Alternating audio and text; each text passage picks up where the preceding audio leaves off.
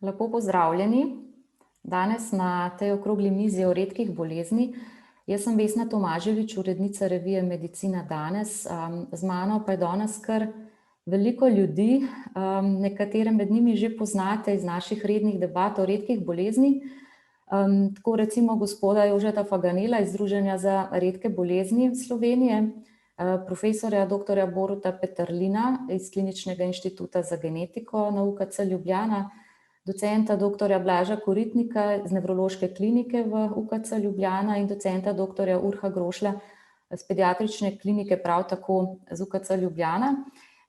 Potem pa imamo danes tukaj v svoji družbi še Teo Černigoj iz Društva distrofikov Slovenije, Kristino Modic iz Slovenskega združenja bolnikov z limfomom in levkemijo, Polono Valentinčič, mamico otroka z redko boleznijo, bo danes predstavila svojo zgodbo, ravno tako Simon Petrovčič, bolnik z Marfanovim sindromom, in pa Irena Žnidar iz Društva bolnikov z Gaučerjevo boleznijo Slovenije. Kot je jasno iz naslova, torej govorimo o redkih boleznih. Preden se lotimo vsebinske razprave, samo kratka navodila. Lahko nam postavljate vprašanja pri ikonci Q&A, se pravi vprašanja in odgovori. Bomo poskusili na koncu tega pogovora odgovoriti še na kakšno vprašanje. Bomo poskusili končati tole razpravo približno v 1 uri, nas je pa veliko danes, tako da mogoče bo potrebnega tudi malo potrpljenja, če bomo šli čez odmerjen čas. Torej začnimo kar z debato.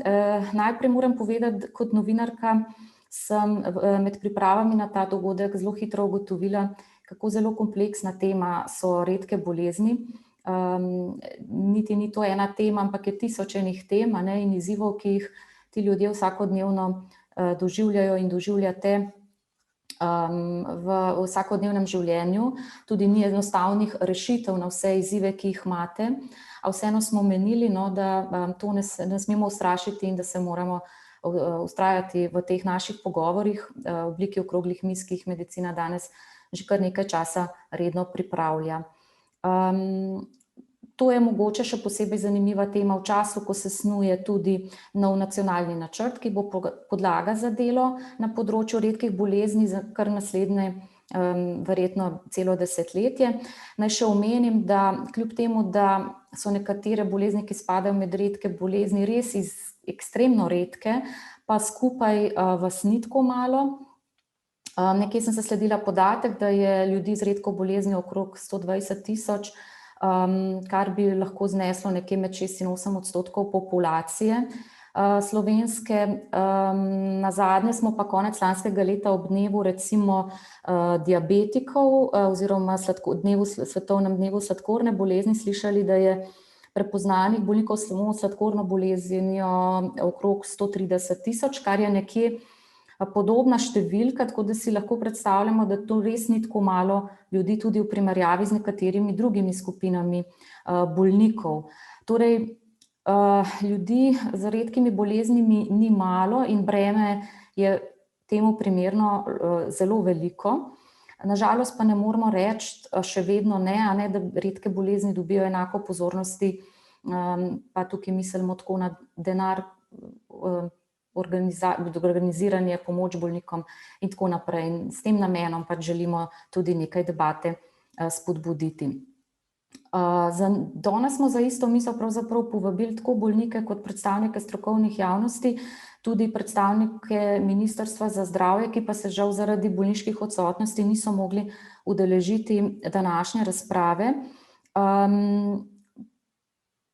Poskusili vam bomo predstaviti nekaj individualnih zgodb, pa nekaj zgodb društev, ki so dobro organizirana, da bi malo zaslutili, kaj vse se na terenu dogaja. Imamo pa med sabo tudi zdravnike, ki bodo morda s kakšnim komentarjem pomagali razumeti tudi kakšno zadrego, ki tako nastane. Pa na kakšno rešitev upamo, ampak gremo kar debatirati, da nam ne bo zmanjkalo časa. Jaz bi začela s Simonom.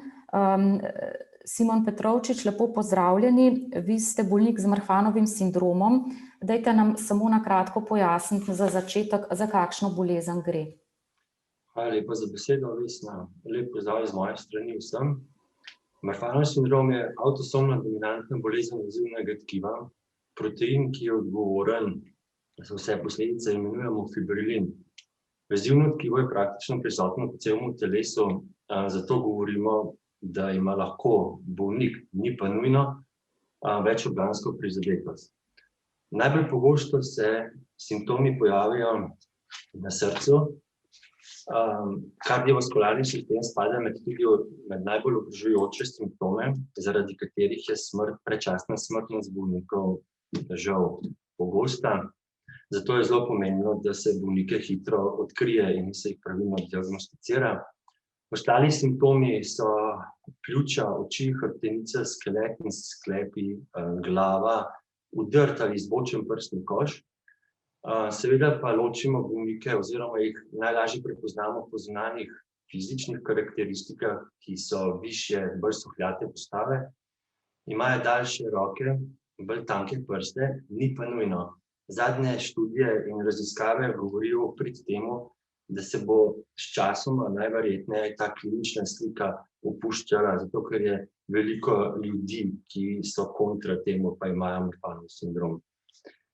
Prevalenca Marfanovega sindroma v Sloveniji je približna, ker kljub večletnim prizadevanjem še vedno nimamo registra za redke bolezni in znaša 1 na 20.000, kadar govorimo o genski oziroma dedni mutaciji, in 1 na 40.000, kadar govorimo o spontani mutaciji, kar pomeni, da je posameznik znotraj primarne družine osamljen primer.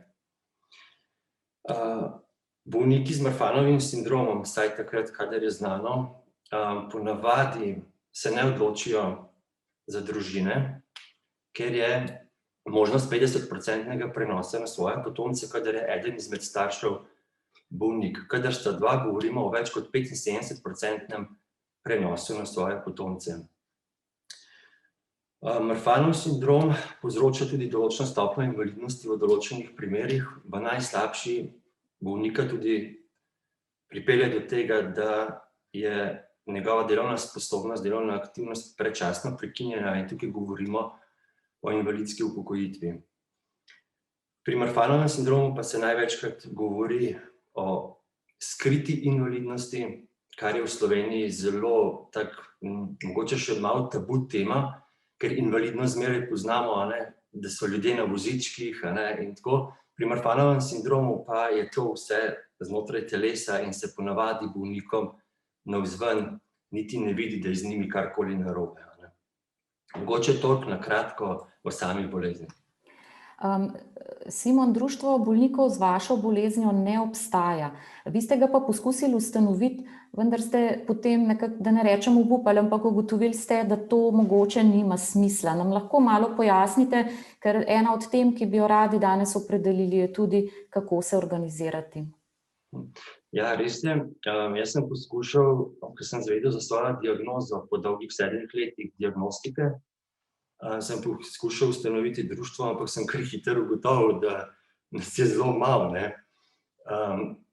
Potem, kljub temu, da smo naredili že statut in vse, in se dobili in probali nekako kljub vsemu to ustanoviti, sem jaz pa želel, da bi se tudi Danlosovi bolniki in Lloyds in Bills bolniki, to so sorodni sindromi Marfanovemu sindromu, da bi se združili, ampak kljub temu smo ponovno ugotovili, da nas je kljub vsemu premalo, da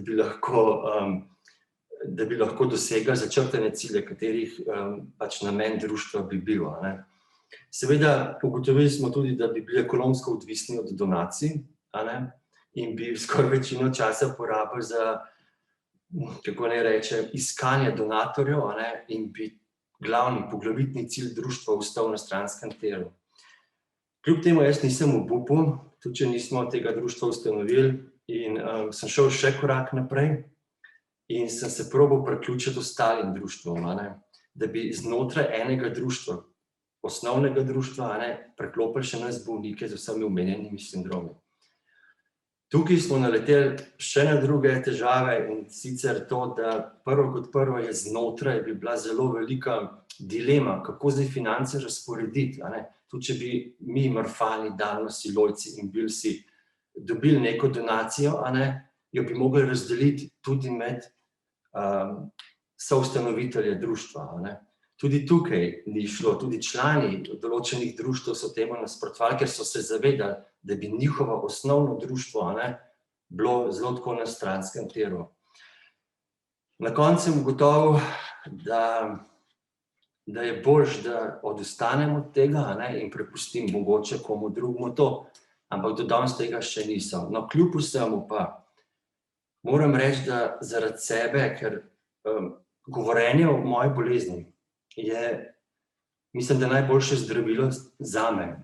Ja, zato sem se odločil skupaj s stroko javno spregovoriti o Marfanovem sindromu. Moram reči, da stroka se je zelo pozitivno na to odzvala. Na vsakem intervjuju so poleg, jaz zmeri nikoli večino ne grem sam v to, zmeri probam kombinirati z enim strokovnjakom iz področja, ne. Potem ustanovil sem nekako neformalno oziroma formalno strokovni tim širom Slovenije, kjer so različni zdravniki, specialisti od ortopedije, kardiologije, pulmologije, nevrologije, fiziatrije, fiziatrov. V tem timu noter, kamor jaz lahko, ker namreč name se obračajo, odkar sem šel v javnost, veliko sobolnikov in jih probam usmerjati in smo nekako dogovorjeni, da te specialisti pač lahko k njim pošljemo, ne. Moja meja oziroma to je samo moja izkušnja in kar se tiče strokovnosti, jaz tukaj pač nisem pristojen, zato je zelo in nujno potrebno, a ne, da sodelujejo tudi stroka. Poleg tega sem pa opazil, na primer, Slovenija ima info točko za redke bolezni, katere namen je okrnjen, moram pač povedati tako, kot je. Kljub vsemu smo mi z njimi sodelovali, ker vsako leto priredim srečanje bolnikov in na eno to srečanje so se udeležili tudi predstavniki info točke za redke bolezni, ampak nam niso mogli ponuditi nič. Enostavno, oni niso imeli nobene pristojnosti kot to, da našo bolezen lansirajo na njihov portal, kjer bi se lahko morebitni bolnik potencialni bolnik pridobil informacije, da nekje pa so neke informacije, a ne, po nekih poteh, da je pa prišel do mene, a ne. To je pa tudi vse, zato bi bil zelo, zelo vesel, a ne, da bi se ta informiranost, neka koordinacija in da bi postala info točka, neka odskočna deska za vse bolnike z redkimi boleznimi. Simon, najlepša hvala za to iztočnico. Gremo k Poloni. Polona, pozdravljena.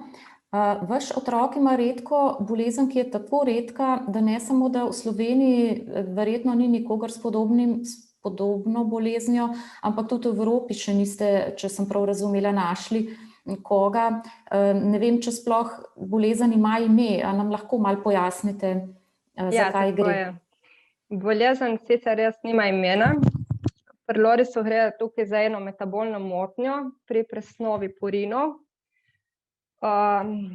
PRPS1, to je encim, ki omejuje hitrost presnove nukleotidov, ki imajo zelo pomembno funkcijo teh biokemičnih procesov v telesu, med drugim so tudi gradniki DNA in RNK, recimo, ne. Zdaj, te prirojene mutacije, ki spremenijo te encime, jih spremenijo pač na način, da delujejo ali prehitro ali prepočasi. S tem delovanjem tega encima pa so potem povezane tudi določene bolezni, ne. Zdaj, Loris moj ima to srečo, da je en poseben otrok, ki mu ta encim deluje. Enkrat malo bolj hitro, enkrat malo bolj počasi, enkrat pa lahko tudi prav, ne. Tako da pri njemu srečamo en skupek teh simptomov, ki jih lahko dobimo in pri eni in pri drugi in pri tretjih bolezni, pač, ki tukaj spadajo, ne. Tako ima recimo en tak simptom, ki je recimo značilen skoraj za vse, je ta senzorij nevralna izguba sluha. Potem je hipoton, kar je značilno za Artsov sindrom. Mislim, hipoton je to ataksijo, ima hipotonijo, ko smo rekli. Zmeren zastoj v duševnem in v mentalnem razvoju. Potem ima ene druge simptome, kot so Charcot-Marie-Tootovi bolezni, recimo slabo hodi, slabo koordinacijo, ima slabo ravnotežje, to periferno nevropatijo, začetno demielinizacijo, vse te stvari. Zdaj recimo to, kaj pomeni to pomeni, da mu tej živci, ki so odgovorni za motorične funkcije, mu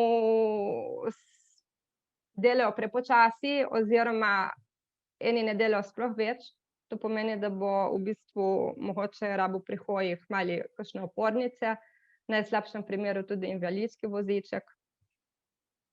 Potem ima tudi kakšen simptom, kadar ta encim začne delati prehitro, pride potem do povečanja vratov. Zdaj recimo na ultrazvoku so mu dobili eno manjšo cisto, ki hvala bogu ostaja iste velikosti že en čas. Nikoli ni imel pa putike, recimo, ne, kar bi bilo tudi značilno. Mislim, vse prej en tak zmes teh simptomov in teh stvari, ne. Zdaj recimo za zdravljenje teh povišanih vratov se je uvedlo alopurinol, nizkobeljakovinsko dieto, ker v bistvu po 3 mesecih te diete je bil tako izčrpan ubogi, da hoditi ni mogel.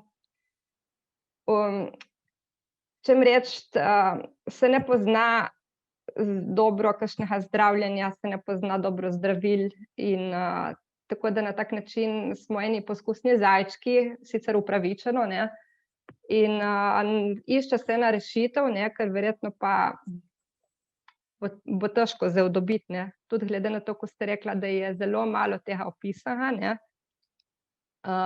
Recimo ta okvara v genu PRPS1 sicer je kar opisana v literaturi, samo karkoli teh člankov dobimo, se vedno vrti okoli enih in istih primerov, nekaj na Kitajskem, nekaj v Avstraliji, mislim nekaj, govorimo po en primer oziroma par primerov v določeni družini, ne.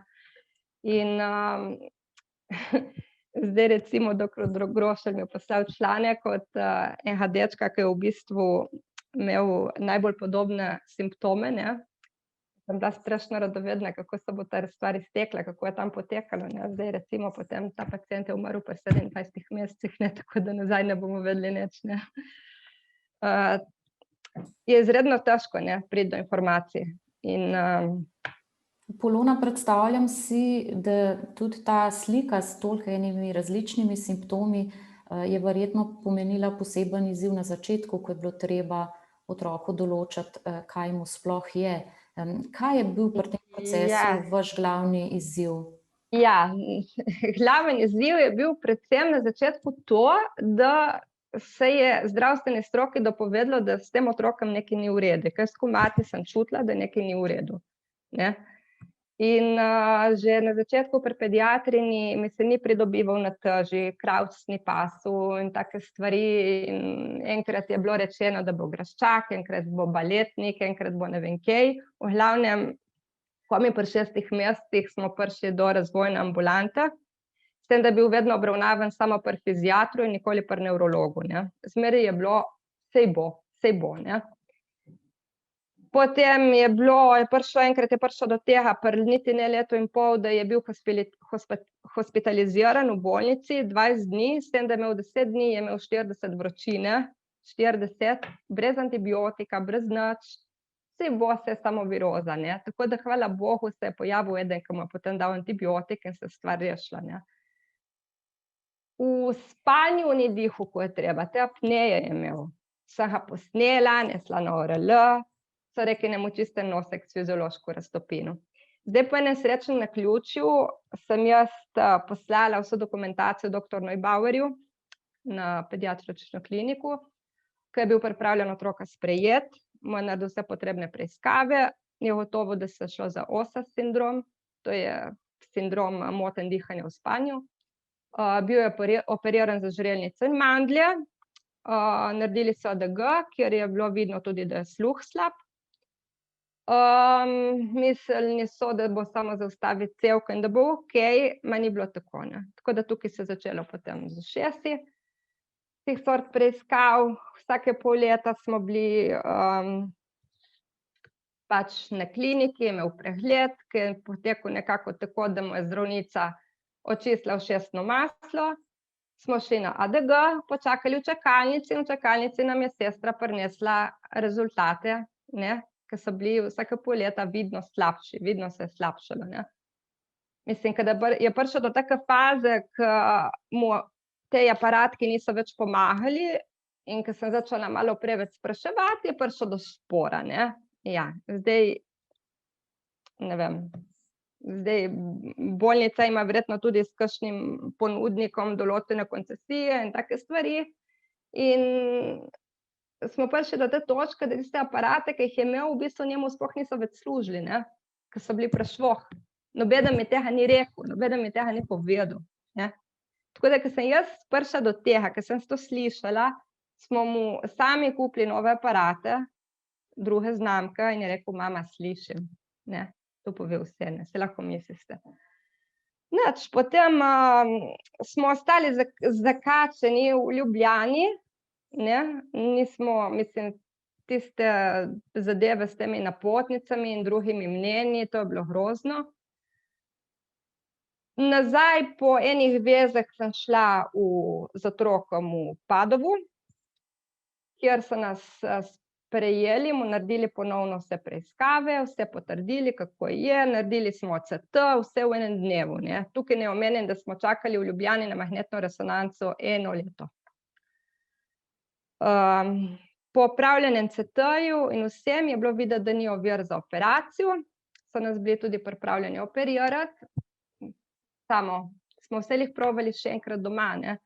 Tako da hvala bogu nas je nekdo poslušal in smo uspeli priti v Maribor, ne. Na tej točki lahko omenim profesor doktor Rebola, ki je bil čudovit kot zdravnik in kot človek in je v bistvu v letu in pol ustavil Loriso 2 polžkova vsadka, ne.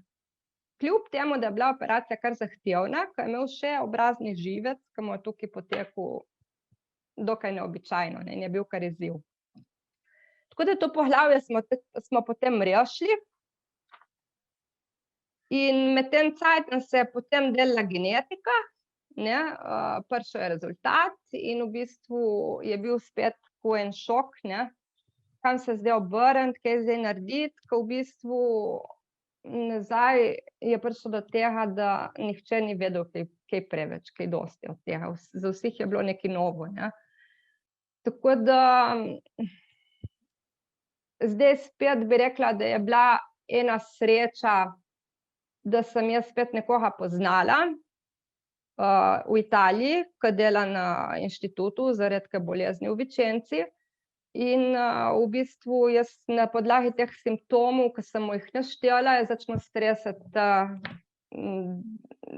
diagnoze kar z rokava, možne diagnoze, ne, kar ko z rokava, ne, pač to, ono, tretje, četrto, pa to, pa ono. Potem se je povezal z eno kolegico iz Španije, ki preučuje te purine že enih 40 let in mu je tudi predlagala neke stvari. Jaz sem seveda to posredovala doktor Grošlju, ki ga moram tudi pohvaliti, ki je pripravljen vse poslušati me, ki mu težim res močno.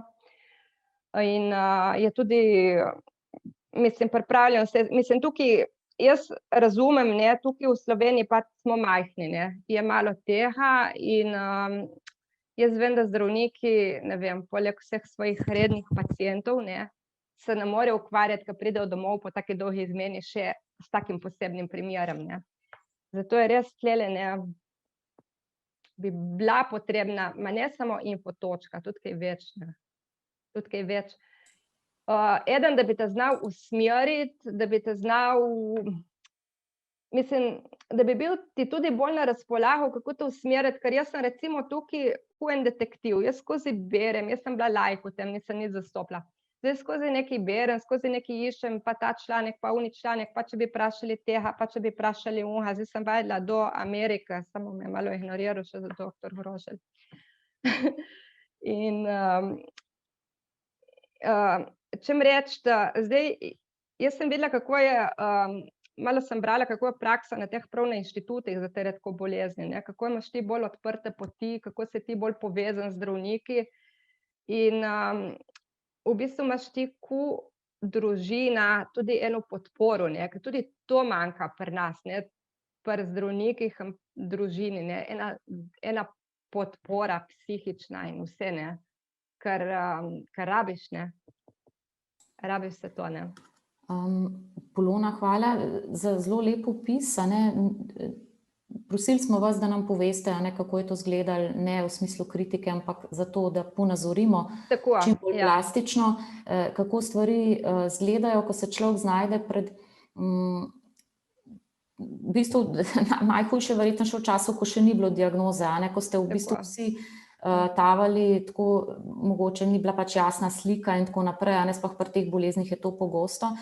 V zgodbi Simona in Polone smo pravzaprav poskušali prikazati ravno to, a ne, da nekatere bolezni so tako redke, bolikov pa tako malo, da se njihovo združevanje ne pokaže kot najbolj praktično, a ne, in rabijo mogoče celo nesmiselno, če je samo eden, a ne, drugače pa vsekakor lahko prezahtevna naloga in rabijo te bolniki v bistvu nek suport, a ne, ki bi bil pač toliko fleksibilen, da glede na potrebe, ki jih imajo, lahko koristi. Doktor Grošelj, evo, zdajle ste vi bili že omenjeni, a ne, ampak vas vprašam, ali menite, da bi pri tovrstni problematiki strokovno in profesionalno močna infotočka lahko bila ključna. Vi ste o tem v preteklosti že govorili, vemo, da je problematika, ne, da ima tudi infotočka svoje izzive, ker je kadrovsko in sicer podhranjena, ampak če bi morda lahko kakšen komentar dali na to, ker sta oba bolnika nekako najbolj pogrešala neko koordinacijo, usmerjanje informacije. Ja, lep pozdrav vsem skupaj, hvala lepa za besedo oziroma za vabilo, a ne. Jaz se mogoče bi se tudi sam želel najprej navezati na oba predhodnika, na gospoda Simona pa na gospod Valentinčič. Zdaj, ja, infotočka sama po sebi zagotovo ni dovolj, ne. Tukaj moramo razumeti, da sistem trenutno ni narejen za obravnavo toliko redkih, kompliciranih primerov, a ne. Tudi podobno, a ne, mogoče bi lahko predstavil, da podobno kot sami pacienti nimajo trenutno podpore, ne, v tem sistemu to, kar bi jo mogli imeti, a ne, po drugi strani tudi zdravniki nimamo podpore, to, kar bi mogli imeti. To pomeni, da bi imeli možnost na nek način se zbrati okoli enega pacienta, ne, in imeti mogoče čas in ekspertizo na enem mestu, da bi lahko v resnici ponudili neko optimalno pomoč. Ne. Jaz upam, da bo to, se pravi, infotočka je tukaj v resnici bolj kot ne ena površinska zadeva, ne. Tisto, kar bi rabili imeti, bi mogli imeti nek strokovni panel v resnici v obliki enega centra za redke bolezni, a ne, ki bi se mogoče lahko zbral okoli tazga pacienta in kjer bi imeli možnost dela, ne, se pravi, ukvarjanje z pacientom z nekimi zlasti ultra redkimi boleznimi povsem drugačno kot ta normiranost dela, ne. V ambulanti imamo pač po 15 minut na pacienta, ne, v bistvu dneve moramo kar dostikrat v resnici že zjutraj premišljati, kako ga bomo speljali, da bomo vsaj približno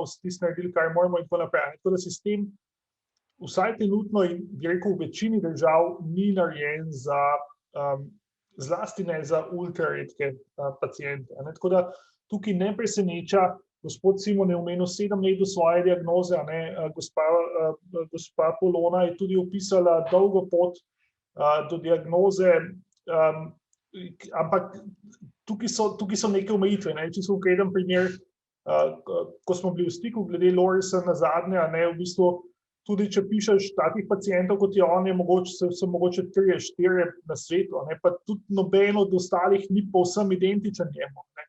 In pišeš na papirju največjemu strokovnjaku na svetu, kaj bi tukaj še lahko naredil in tako naprej in pač pove, da ne ve, a ne. In v tem smislu smo potem v resnici popolnoma prepuščeni, niti ne, da, a ne, tukaj se v bistvu vsak trud pomagati, ampak tukaj dostikrat trčimo v neke meje, ko dejansko ne vemo, kako pomagati. Mislim, da zdaj govorimo o strokovni pomoči. Zdaj, seveda ima razsežnost lahko še neka socialna podpora, neka a ne neka v bistvu nega, mislim, bolj ta del tukaj mogoče res pa sistem ni trenutno tako naravnan, da bi v bistvu stopil okoli takih primerov. Ne. Se pravi, tukaj močno v resnici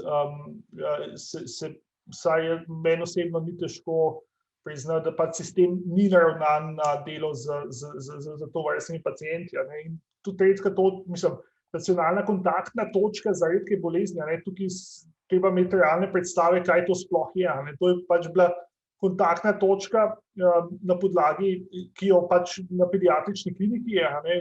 Tukaj je moja kolegica, doktor Mojca Žerjav-Tanšek, je tista oseba, ki nekako koordinira in najbolj odgovorna, v bistvu bi si zaslužila neko pohvalo, a ne za to, da je sploh stvar prišla tako daleč. A ne. V bistvu jaz sem tudi povezal na to točko, da se večina verjetno poznate, lahko si bliže ogledate, kaj ponuja.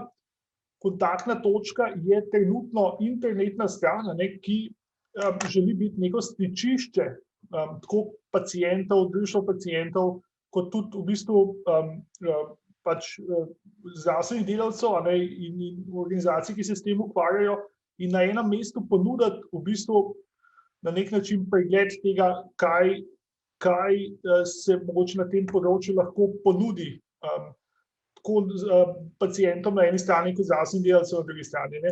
Ampak to, se pravi, na kontaktni točki je niti ne ves čas, ker kot vem, je problem večino časa bilo sploh zadržati kader. Ne.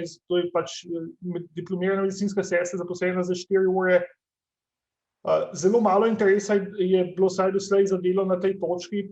In si morate predstavljati, da nekdo, ki za 4 ure dela in ki niti ni nek subspecialist, ne, težko daje neke podrobne odgovore. Ne. In bolj kot ne gre za neko pro bono delitev vprašanj, kjer potem različni strokovnjaki na to v prostem času odgovarjajo. Ne. Zdaj, tukaj se lahko strinjamo, da ta sistem ni najbolj učinkovit, ni najbolj ustrezen.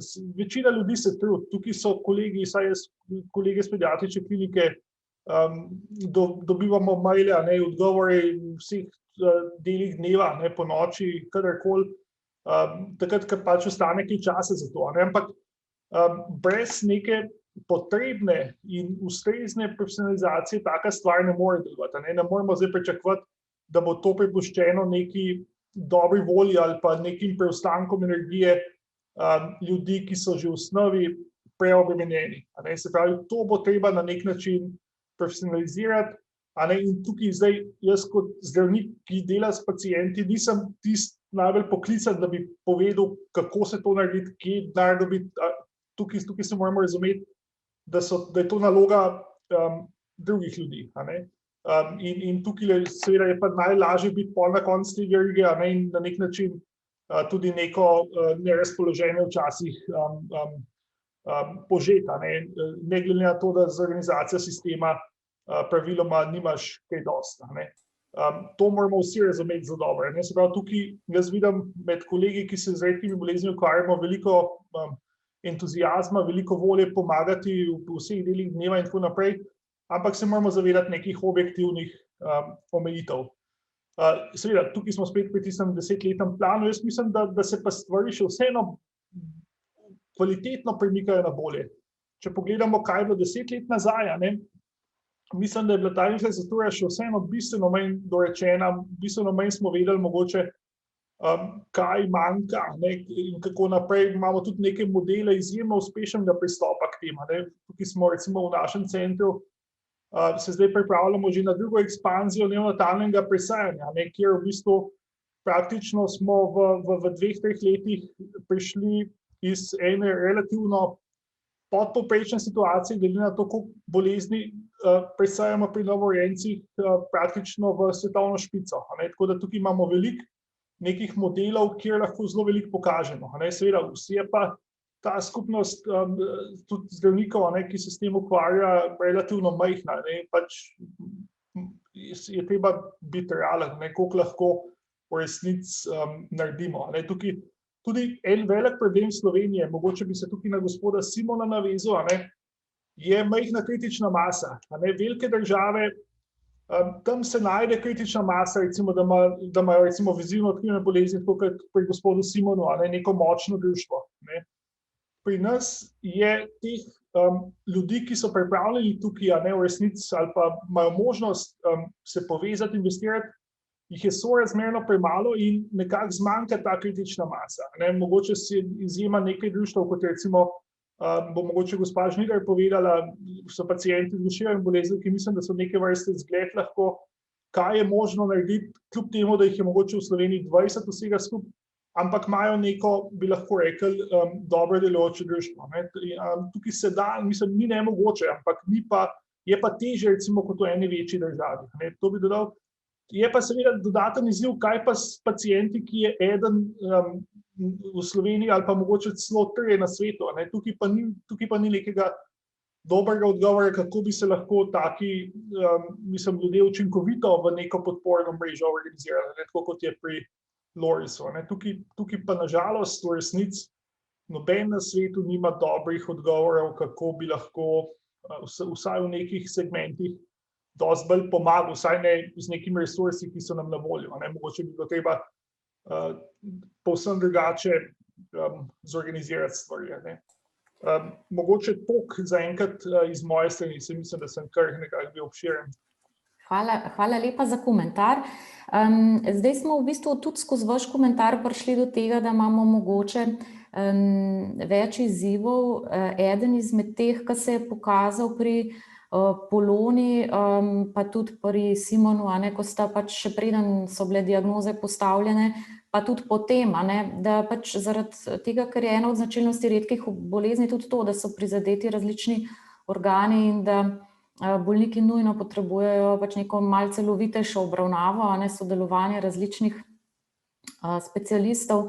Sem hotela doktor Koritnika vprašati po njegovem mnenju, kako daleč smo v medicini, v naši slovenski, pač s tem preskokom v razmišljanju, da razumemo, da tako kot je doktor Grošelj omenil, da tukaj rabimo malo drugače delati, zdaj zaradi vse te problematike.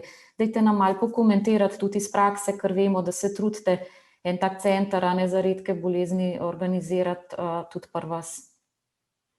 Ja, dober večer.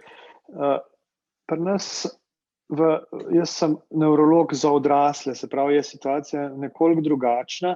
Jaz mislim, da pediatri imajo sploh to in kapacitete in zmožnosti način dela bolj prilagojen tej timski obravnavi. Že konec koncev pediatrična klinika pod isto streho vključuje specialiste različnih specialnosti. Ko enkrat pridemo v odraslo dobo, situacija postane malo bolj komplicirana že zaradi tega, ker imamo čisto fizično ločene klinike. Če pošlješ nekoga od nevrologa k endokrinologu, je to čisto drug oddelek, vsebuje čisto druge poti obravnave in tako naprej. Pa vendar smo tudi sami v zadnjih letih precej delali na tem, da skušamo tudi pri odraslih čim bolj uskladiti to neko obravnavo tistih, ki potrebujejo različne specialnosti, in to so tipično prav redke bolezni ali pa genetske bolezni, kjer se pokažejo simptomi in znaki na različnih področjih. In lahko rečem, da to za tiste bolezni, kjer nam je uspelo to recimo vsaj začeti obravnavo na tak način, se je izkazala za izrazito prednost pred tistim klasičnim pristopom. Jaz prihajam z Inštituta za klinično nevrofiziologijo, kjer se tradicionalno ukvarjamo z živčno-mišičnimi boleznimi, in tukaj smo uspeli v zadnjih letih vzpostaviti določene timske obravnave. To sicer ni tako, da je ena ekipa, ki se samo z eno boleznijo ukvarja cele dneve, ampak da način dela pri določenih boleznih vsebuje to intenzivno sodelovanje med strokami. In vidim to kot zelo dober model za razvoj tudi v prihodnosti. Seveda pa, tako kot je gospa Polona povedala, pri tistih, ki potrebujejo res veliko različnih subspecialnosti in kjer pravzaprav nimamo te kritične mase osebja, da bi lahko poskrbeli tako zlahka za vse te različne simptome, je to bolj pomembno, da bi imeli nek način mogoče malo bolj centralne koordinacije. Jaz tako kot vidim, kot poslušam recimo njeno zgodbo in njen opis, se mi zdi recimo ključnega pomena, da bi imel vsak tak človek z redko boleznijo, bolj kot je redka, bolj pomembno je, da ima svojo, se to je lahko infotočka, ampak infotočka je gotovo premalo, svojega, lahko rečemo, koordinatorja, zdravnika, medicinsko sestro, ki bo priskočil na pomoč pri zelo različnih težavah in bo znal pomagati, usmerjati v tisto smer, kjer je potrebno iskati pomoč, recimo k ustreznemu specialistu. Pri nas že tako na ta način delamo, da imamo preko nevrologov dostop do recimo endokrinologa, pa do ortopeda, pa do fiziatra in podobno. In to je bistvo te timske obravnave. Zdaj, seveda, zdravstveni sistem ni bil narejen in ni dimenzioniran za takšne time, ampak za nekim, recimo temu, nategovanjem obstoječega sistema zaenkrat uspevamo vzpostavljati tudi takšen način dela. Poštevati moramo, recimo, da ima multiplo sklerozo v Sloveniji, ne vem, recimo 3000 ljudi, ALS pa 150 ljudi, pa da približno enaka velikost tima obstaja tako za multiplo sklerozo kot za ALS, zato ker enostavno redkejša bolezen na enoto človeka potrebuje bistveno večji vložek človeški in finančni. In na ta način bomo verjetno mogli predimenzionirati zdravstveni sistem, da se prilagodi takšnim načinom dela. Ok, hvala za komentar. No, zdaj gremo pa še k primerom, ko pa bolniki z redkimi boleznimi imajo društvo, torej so se uspeli na nek način organizirati in v danih razmerah ocenjujemo, da dobro delujejo, in bi povabila Ireno Žnidar k besedi. Vaše društvo ima le 20 članov, smo danes že slišali, ampak vi vseeno vztrajate, da lahko delujete kot društvo, da imate nek učinek, ste koristni in je tudi fajn, ker ste lahko koristni, ker ste lahko vključeni v neko krovno združenje. In na ta način so kakšne prednosti za vaše bolnike, člane? Dober dan vsem.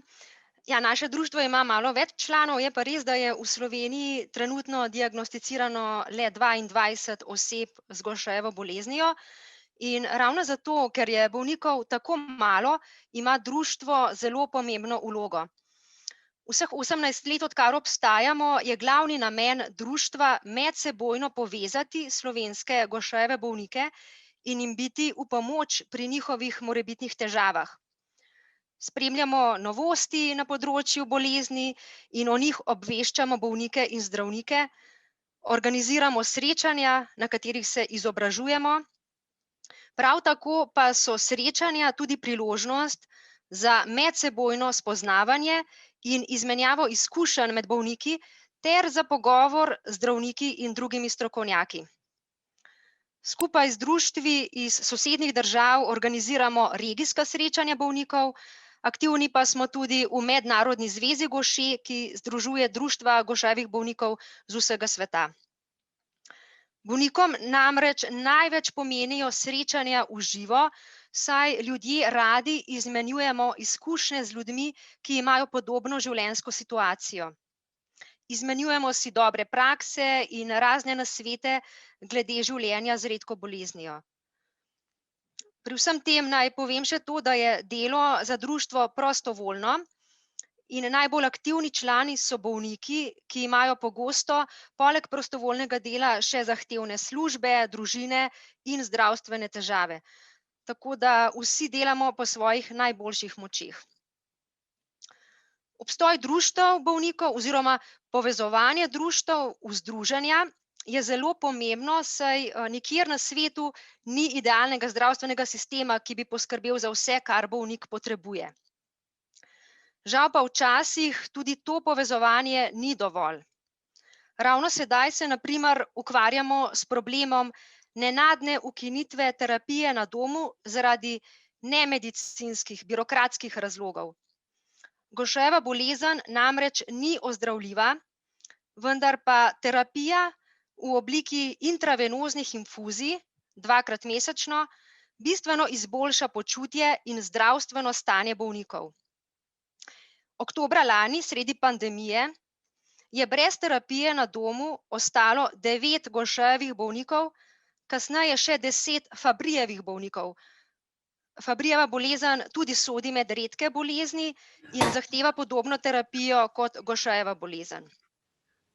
Ta ukrep ukinitve terapije na domu je zmanjšal kakovost življenja bolnikov in povečal stroške zdravljenja, saj morajo ti bolniki sedaj hoditi na terapijo v bolnišnico.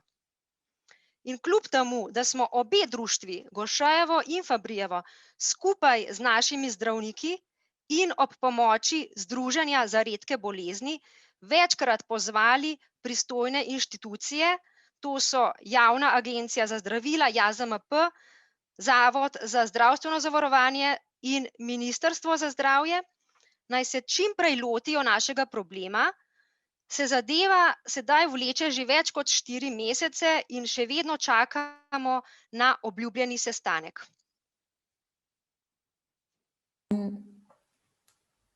Kristina, povejte nam, a vi tudi kdaj ostanete pred zaprtimi vrati?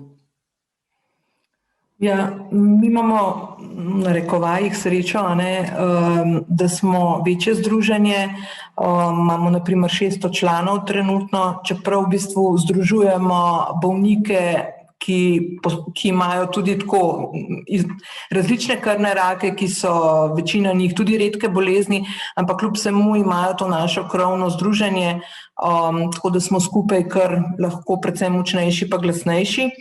Zdaj imamo že 13-letno zgodovino, v tem času smo v bistvu kar precej stvari uspeli premakniti na bolje za naše bolnike. Poudarila bi, da seveda ob močni podpori stroke, ki tukaj z nami sodeluje. In zaenkrat nimamo slabih izkušenj, da bi ostali pred zaprtimi vrati ali da ne bi uspeli priti do sestanka. Zakaj je temu tako? Verjetno zato, ker je pač teh bolnikov več, ker smo lahko glasnejši, po drugi strani pa vidim, da je tudi to, večje, ko je združenje, več, ko je projektov, več, ko je zaveščevalnih kampanj, vse to ti daje moč in glas v bistvu, tako da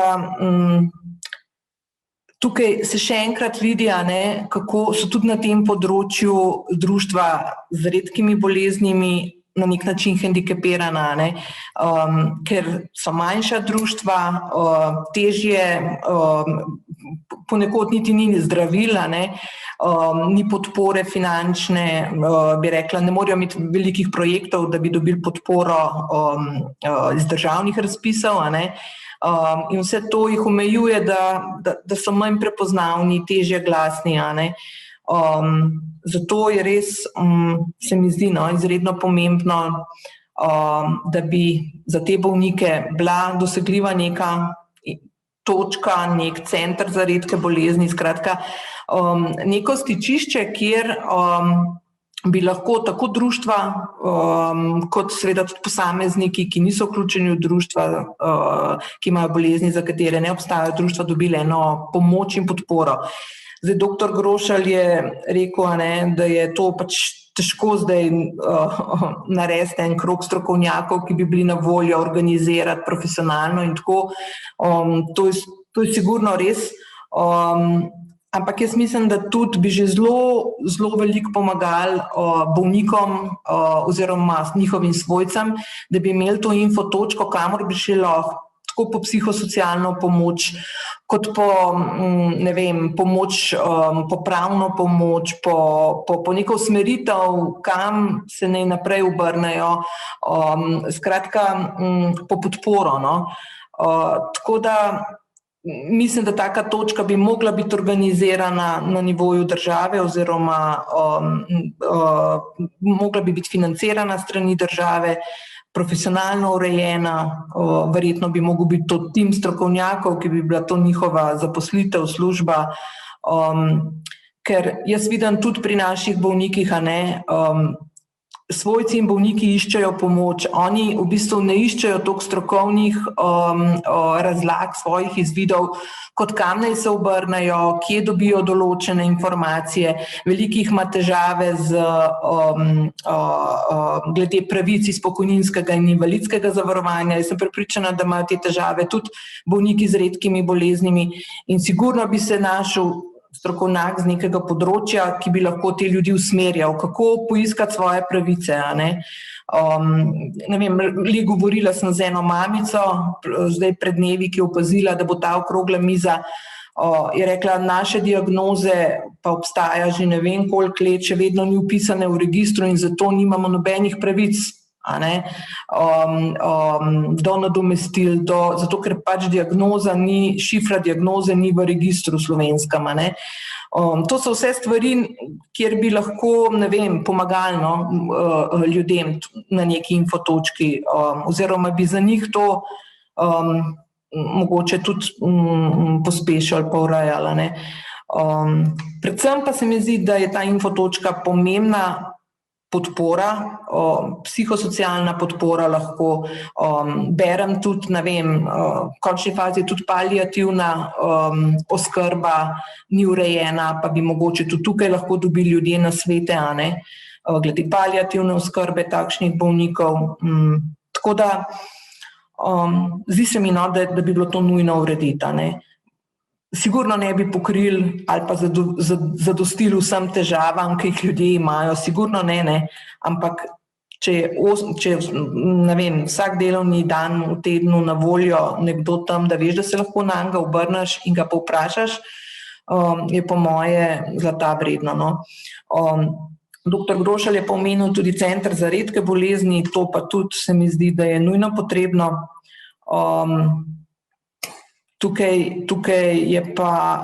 se bi mogle pa organizacije bolnikov, te, ki obstajajo, pa Združenje za redke bolezni, po moje, angažirati na področju zagovorništva in pomagati stroki, da do tega pride, ker je pač interes zelo širok, ni sam interes bolnikov, to je tudi, kot vidim, interes stroke.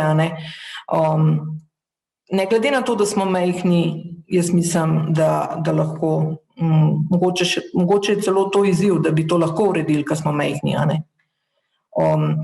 Tudi na področju, ne vem, se name obrnila tudi gospa, ki ima zelo redek sarkom, to je z področja onkologije, ima tudi zelo veliko težav. Vsi vemo, da je področje onkologije dobro urejen, ampak za redke sarkome, redke rake pa spet ne, spet prepuščena sama sebi.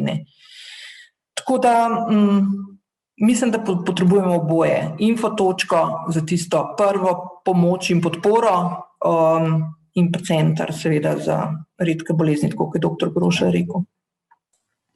Hvala, Kristina, za iztočnice. Zdaj bi pa gospoda Faganela povabila k besedi. Vi ste nekakšen, če se lahko tako izrazim, starosta na področju združevanja bolnikov v društva. In pripovedoval ste mi, da ste tudi vi na začetku svoje poti naleteli na marsikatera zaprta vrata. Ali nam lahko na kratko morda kakšno spodbudno besedo vsem date, kako ste vi rešili morda kakšnega od teh izzivov, ki smo jih danes našteli? Lepa hvala za besedo.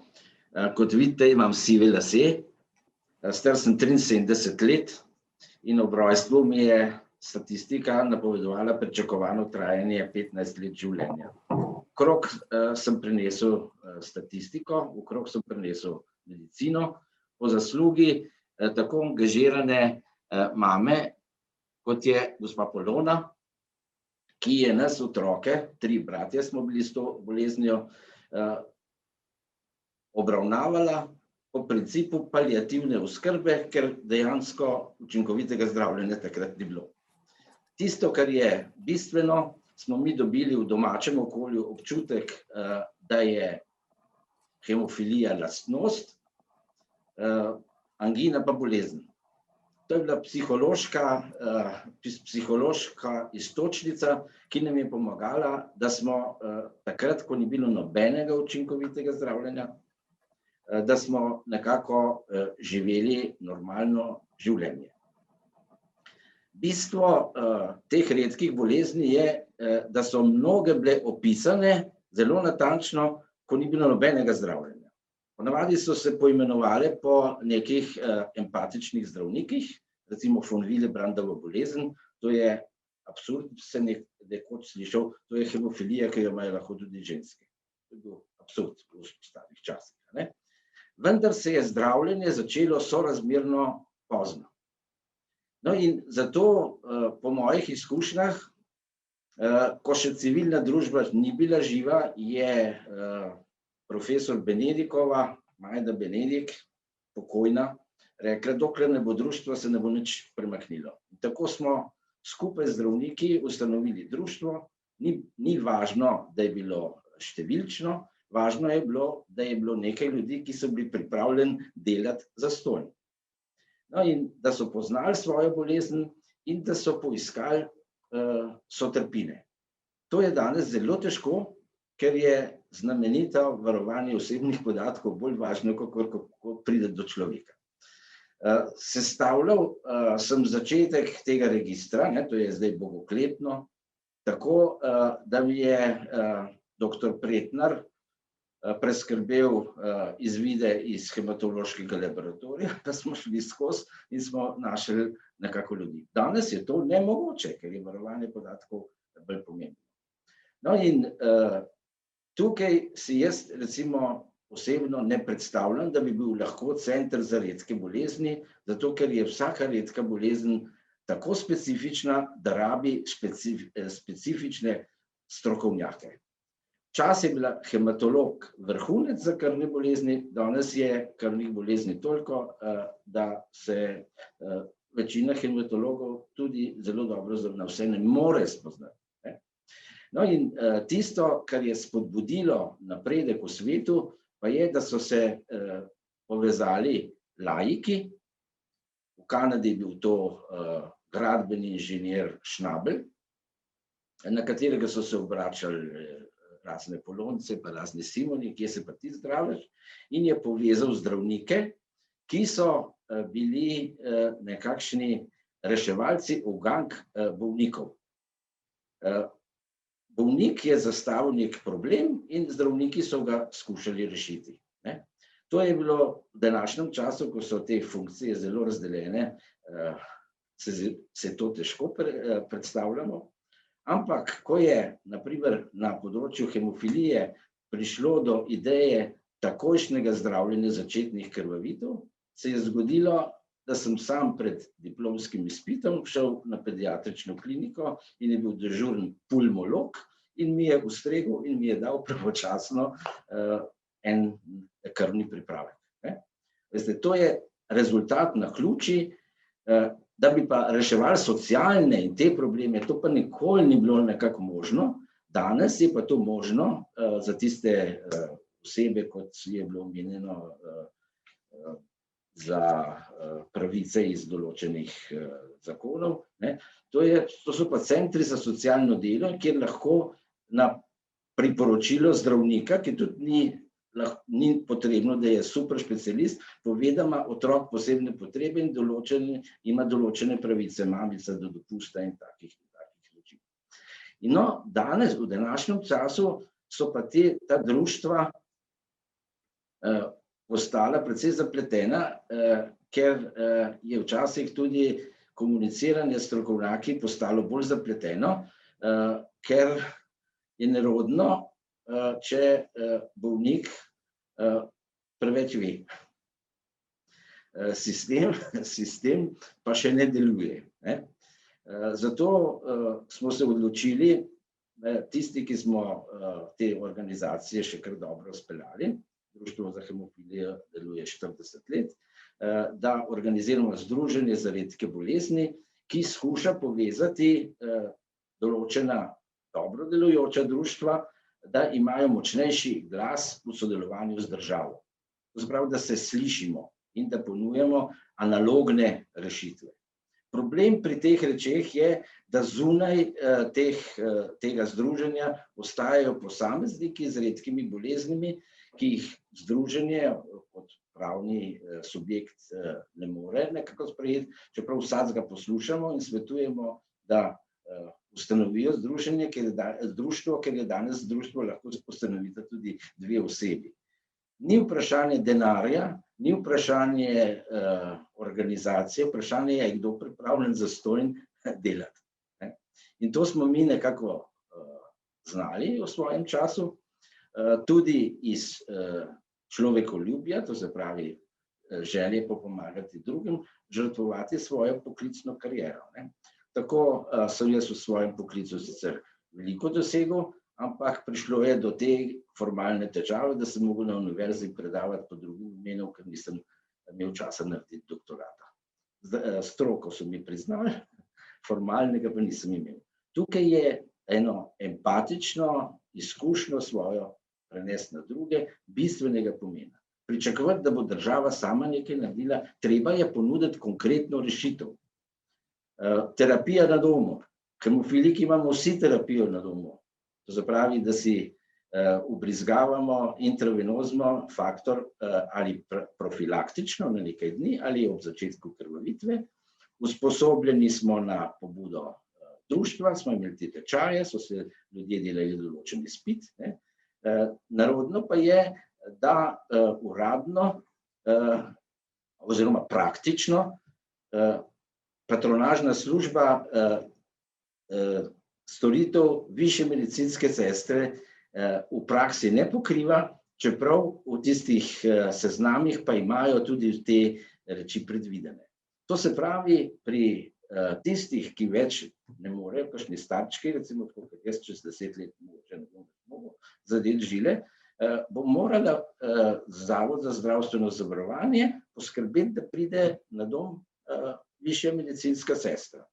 Če so tukaj društva si pomagala z obvodom preko raznih neformalnih združenj, povezanih s farmacijo, zakaj pa to greh? To je smešno. Greh je, če se pomaga, če pa nič ni, je pa vse v redu.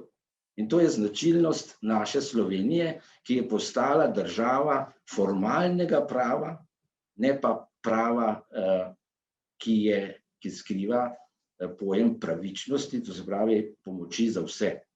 In še v totalitarnem sistemu, čeprav jaz sem bil zmeraj slabo zapisan, ker sem imel drugačno prepričanje, na ministrstvu nismo šli do ministra, ampak smo šli do enega strokovnjaka, takrat so imeli zelo veliko strokovnjakov, ki je problem rešil, ko smo jim razložili, predlagal ministru, minister je pa to potrdil. Danes je to nemogoče. Ministrstvo je postalo en organ, ki se ukvarja s svojimi problemi, ne vemo pa, da je zdravstveni svet, ki se mu predlaga konkretno rešitev, ki jo on potrdi preko strokovnih kolegov in potem morajo speljati pa bolnice. Ali imajo velike bolnice, kot je Univerzitetni klinični center, poleg zdravnikov še kakšne organizatorje, zgleda, kakor da jih nima, če pa gledamo razmerje med zdravniki in ostalimi uslužbenci, pa je kar precej ljudi, ki najbrž ne vejo, kako bi zdravnikom pomagali. To se pravi, da ni to problem samo društev, društva so motivatorji, zdravniki imajo strokovno znanje, organizacijske morajo pa podporne službe narediti. In kje so te številni ljudje in zakaj ti ljudje dobivajo plačo, je pa drugo vprašanje. Gospod Faganel, najlepša hvala, lepo ste tole strnil. Zdaj bi pa vašo kolegico Tejo Černigoj prosila, če se nam priključi. Teja mi je namreč v pogovoru med pripravami na tole okroglo mizo omenila, da se v Združenju za redke bolezni zavedate težkega položaja posameznih bolnikov z redko boleznijo, ki se pač ne spadajo nikamor, če lahko tako rečemo, nimajo društva, nimajo sotrpinov oziroma jih imajo zelo malo. In me zanima tako, teoretično, zdaj vemo, kakšno je realno stanje in kakšen je statut združenja in čemu je namenjen, ampak ali bi združenje kakorkoli lahko pokrilo en del potreb, ki smo jih danes opisovali, kakšne so razmere v samem združenju? Ja, tako je. Mi vsi delujemo prostovoljno, poleg svojih rednih služb, poleg obolenja, ki ga imamo, tako da Združenje lahko predvsem svetuje posameznikom z redkimi obolenji. Zdaj lahko navedem primer dobre prakse, kot je Društvo distrofikov. V našem društvu je včlanjenih približno 20 različnih redkih obolenj. Se pravi, vsi posamezniki, ki imajo katerokoli izmed živčno-mišičnih obolenj, spadajo pod naše društvo. In to zato, ker so redka obolenja, pač ker so tako redka. Tako da mogoče je tudi en predlog ta, da se s podobnimi značilnostmi združijo med sabo in si pomagajo in zagovarjajo svoje interese. Imajo podoben potek bolezni, podobne sekundarne posledice in imajo pač neko oporo medsebojno, ki jaz vidim pri nas obolelih je zelo pomembna, ne? Da lahko si izmenjavamo mnenja, povemo svoje izkušnje, primere dobre prakse in na nek način se pač medsebojno opolnomočimo. To je bistvo vsega, kar sem spoznala v dosedanjem delu. Bi mogoče še to dodal. Mi smo se zavestno nekako odločili, da ne more biti združenje za redke bolezni, tako kot planinska resa, ki jo prodajajo na trgu kot indikacija za vse bolezni. To je nemogoče, zato ker so redke bolezni dobile svoj glas ravno z razvojem medicine, z večjim znanjem. Dokler ni bilo nobene pomoči, je bilo teh redkih bolezni tudi manj znanih. Otrok se ni razvijal, otrok je umrl, Jože, recimo Janez Faganel, moj brat starejši, mu je pediatrija svetovala, da ne gre v osnovno šolo, ker sploh ne bo rabil, da bo pisal, da bo hmalo umrl. Pa je postal predhodnik doktor Koritnika, nevrofiziolog. To se tako spreminja in tukaj pričakovati, da bo neka center za vse bolezni, to je nemogoče. Centri so specifični in bolj, ko so specifični, lažje pomagajo. Ker zdravniki veliko znajo, ampak mnogi niso imeli izkušnje z nobeno redko bolezni. Važno je, da pediater ali pa družinski zdravnik pomisli, kam bi usmeril pacienta. Ko sem jaz imel izkušnje, da sem imel krvavitev palec, in sem rabil bolniško, je rekel, to pa ni hemofilija, ker ni vedel, da je. Vse to smo nekako doživeli in zato tudi Poloni Valentinčič želim, da bi kot motivirana mamica prišla ne samo do informacij, ampak tudi do svojega načina, kako otroka s tako zapleteno boleznijo, za katero še nisem slišal, pa tudi imena niste povedali, kako je ta bolezen se imenuje. Bolezen vašega otroka. V bistvu nima imena. Ja, pa po mojem eno ime ima, če je v mednarodnih klasifikacij bolezen. Ja, tako. Tako da se bo nekaj rešil, bistveno so pa najprej mamice. To je res. Profesor Kornhauser je enkrat na kirurškem oddelku od pediatričnem, ko je ena mamica znorela po noči med dežurstvom in je dežurni pediater rekel, tukaj ena mama mori, nas mori že celo noč, pa je rekel, mama je prvi advokat otroka. Zato imate vi pomembno vlogo pri iskanju pomoči za svojega otroka in da verjamete, da bo kljub temu, da ne veste, kako pomaga, boste mu lahko zelo pomagali in kako sem slišal, ste mu že. Hvala lepa. Mislim, da imamo eno rdečo nit in to so bile informacije in usmerjanje. Tudi eno vprašanje je prišlo v našo rubriko vprašanja in odgovori, ki se na to nanaša. Tako da sem jaz, profesor Peterlin, hvala, ker ste vztrajali do konca.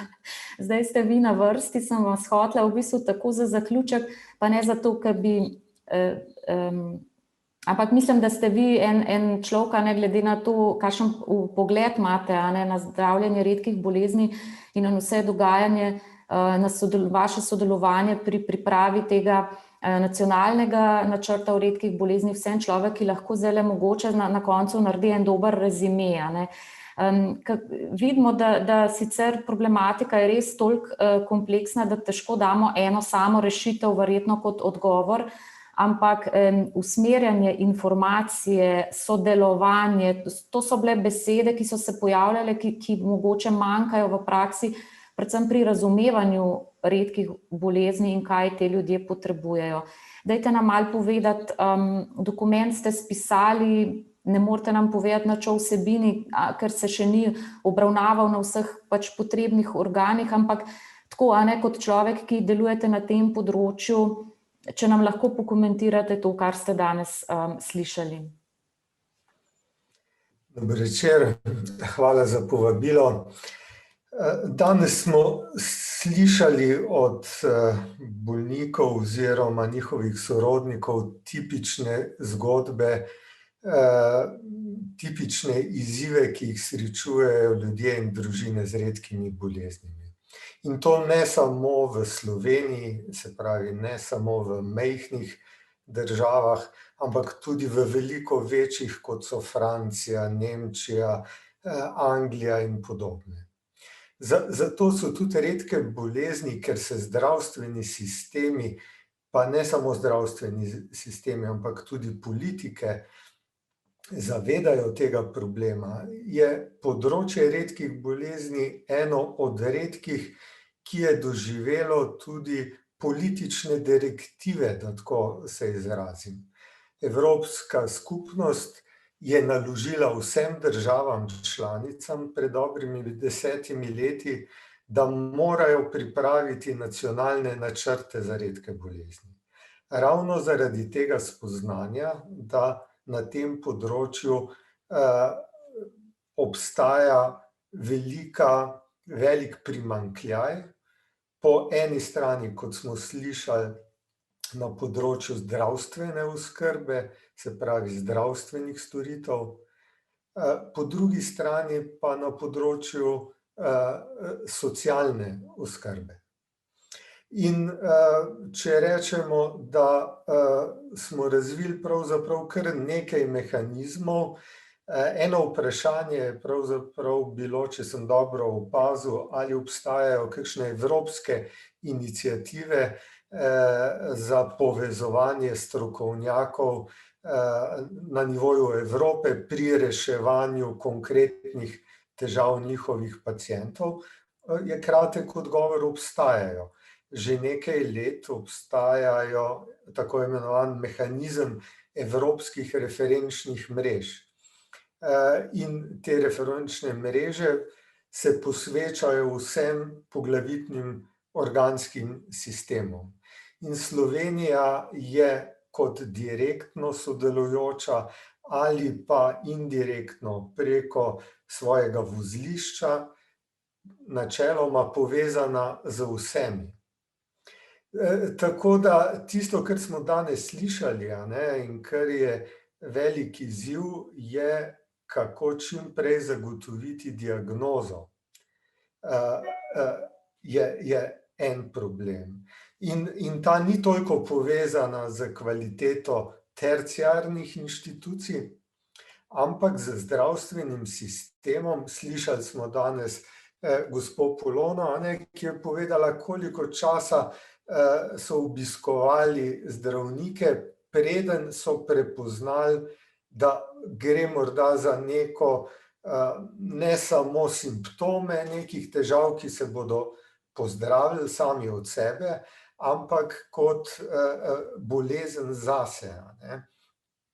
In tle je pomembno predvsem edukacija zdravstvenih delavcev na področju redkih bolezni. Se pravi, na fakulteti se ne učimo teh nekaj tisoč redkih bolezni, ker bi bilo preveč specifično, ampak te redke bolezni imajo neke svoje skupne karakteristike. Te se pa lahko naučimo in ena od aktivnosti, ki jo je predvideval že prejšnji program in jo bo verjetno predvideval tudi bodoči, je izobraževanje zdravstvenih delavcev in nezdravstvenih delavcev. Ne. Ker zdaj, če govorimo o informacijski točki, ne, že samo ime pove, da ne smemo pričakovati preveč od informacijske točke. Gospa Modic je lepo rekla, da je to bolj neka točka za urgentne nasvete, ne pa točka, ki bo poskrbela za sistemsko vodenje vseh težav pacientov. In morda samo omenim še področje, ki smo ga tudi omenili kot zelo pomembno, se pravi socialno oskrbo in vse, kar spada v to področje. Mi smo že v okviru prejšnjega programa in aktivnosti za redke bolezni inicirali, da bi združenja bolnikov pravzaprav naredile formalno analizo, kaj so v Sloveniji glavne potrebe za bolnike in njihove družine z redkimi boleznimi. No, zdaj končnih rezultatov sicer nimamo in mislim, da bi bilo še enkrat tudi v novem programu zelo pomembno, da bi se društva in bolniki vključili in naredili takšno analizo. No, ampak takšno analizo je naredilo Evropsko združenje Eurordis. In če povem samo 4 ključne značilnosti. Ugotovili so, da 80% bolnikov oziroma njihovih skrbnikov ima težave pri običajnih dnevnih nalogah oziroma aktivnostih, kot so na primer gospodinjske zadeve, nakupovanje. Ugotovili so, da 70% bodisi bolnikov, bodisi njihovih skrbnikov je moralo pustiti službe oziroma poklic, zato ker so se posvetili svoji družini oziroma svojemu bližnjemu z redko boleznijo. Podatek je, da 2/3 bolnikov in njihovih skrbnikov porabijo več kot 2 ure na dan samo za skrb povezano z boleznijo. Kaj šele vse tisto, kar nas vse druge, ki nimamo teh težav, toliko obremenjuje čez dan in v življenju. In ne nazadnje, da so bolniki in njihovi sorodniki 3-krat bolj nagnjeni k depresiji in k žalosti kot osebe, ki nimajo te situacije v družini. In to so rezultati odgovorov več kot 3000 evropskih družin z redkimi boleznimi. Tako da ne moremo prenašati konkretnih številk v Slovenijo, ampak pričakujemo pa lahko, da imamo tudi v Sloveniji te izzive, nekatere morda še bolj izražene, nekatere nekoliko manj. Ampak mi moramo oblikovati v Sloveniji sistemske rešitve za redke bolezni. Infotočka je že po naravi nekje personalizirana storitev, kjer skuša rešiti konkretni osebi, konkretnemu staršu, konkretnemu bolniku njegov problem z nasvetom, kam se naj obrne. Ne more pa rešiti njegovih težav, če sistemsko ni poskrbljeno za neko področje. In tukaj je priložnost za aktivnosti povezane z naslednjo desetletko. Identificirali smo v skupini, pravzaprav, ki pripravlja ta načrt, vse izzive, ki smo jih danes povedali, od timske obravnave na nivoju zdravstvenih storitev, do poglobljene oziroma integrirane, holistične, k pacientom usmerjene socialne obravnave. Vendar pa moramo vedeti tudi to, da od takrat, ko neko težavo identificiramo, po eni strani, po drugi strani pa implementiramo v zdravstveni in druge sisteme slovenske družbe, je potrebno seveda določen čas in veliko naporov. In tle je potrebno, da stalno prihaja poziv za motivacijo, da to uredimo. In tle pa, kot je bilo že nakazano, imajo pa, mislim, društva velik pomen, ker niso strokovnjaki medicine tisti, ki bodo reševali politike na področju sociale in tako naprej. Tle je res pomembno, da se sliši, kot je omenil gospod Faganel, morda še bolj glas pacientov, kaj so njihove potrebe, zato da bo in pacienti in stroka pravzaprav ne samo identificirala in spisala lep program, kaj bi bilo treba narediti, ampak da se bojo našli tudi sredstva, da se ta program uresniči. Ker tako resne zadeve, kot so redke bolezni, ne samo iz strani bremena, ki ga prinašajo bolnikom, družinam in na koncu celotni družbi, takšne ureditve ne morejo temeljiti, kot smo danes slišali, na prostovoljnem delu. Potrebne so sistemske rešitve. Hvala za besedo.